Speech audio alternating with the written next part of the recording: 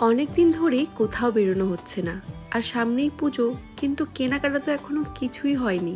তাই সন্ধ্যাবেলার চাটা তাড়াতাড়ি খেয়ে চলে গেলাম সোজা মায়ের ঘরে। আর মাকে বললাম, তাড়াতাড়ি রেডি হয়ে নাও তো, চলো তুমি আর আমি মিলে একটু কেনাকাটা করে আসি। আর এই যে এটাই হলো আমাদের শপিং মল। পুজোর আগে সবাই জামা কাপড় কেনাকাটার কথা ভাবে, কিন্তু আমার কেন জানি না বেশ কয়েকদিন ধরে ঘর সাজানোর জিনিস কেনার প্রতি আগ্রহটা যেন একটু বেশি বেড়েছে। আর এগুলো যে কি বুঝতেই পারছিলাম না। তারপর একজন বললেন যে এগুলো ঘরে রাখলে নাকি সুন্দর একটা গন্ধ বেরোয়। বাকি কেনাকাটা সেরে চলে গেলাম এবার চিপসের দিকে। এখান থেকে কয়েকটা চিপস নিয়ে এবার যাব সোজা বিলিং কাউন্টারের দিকে।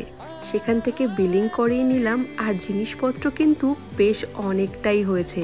এগুলো নিয়ে যাওয়াই সব থেকে বড় কাজ এখন। আর এদিকে টোটোও পাচ্ছিলাম না, অনেকক্ষণ দাঁড়িয়ে থেকে ফাইনালি একটা টোটো পেলাম। তো চলো আজকের মতো টাটা।